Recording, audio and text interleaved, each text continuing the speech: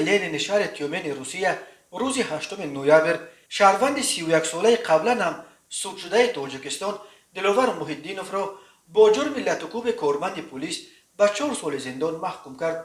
خدمات مشترک مطبوعات دادگاه ولایت تیومن در کانالش در تلگرام کانال خبر داد که دادگاه محیدینوف را در استفاده زوروری به حیات و سلامتی خطرناک نسبت به نماینده حاکمیت هنگام اجرای وظیفه خدمتیش گناهکار شناخته و 4 سال محبس نظامش سنگین محکوم کرد.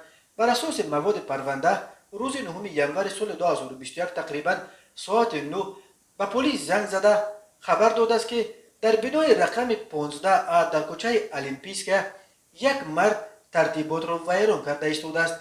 در اطلاع رسمی گفته می شود که پلیس به جای حادثه آمده در آنجا علاقه کارمندان یاری تاجیلی حاضر شده بودند تا به مردی که مست لایقیل و غرق خون بود یاری رسانند.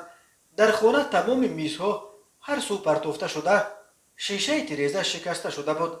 دلاور به طبیبان امکان نمیداد که او را ببینند. بعد آنکه کارمند پلیس از انباش طلب کرد که مقابلت را بس کرده با او به شعبه پلیس برود، او الکترشوکرش را گرفته با آن به سر کارمند پلیس زده است.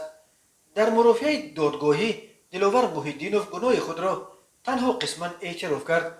او از کارمندان پلیس عذر پرسید و گفت از کار کردهش صدقا اظهار پشیمانی میکند، ولی با این وجود دادگاه به او جزای تقریبا حد اکثر 4 سال زندان را روا دید.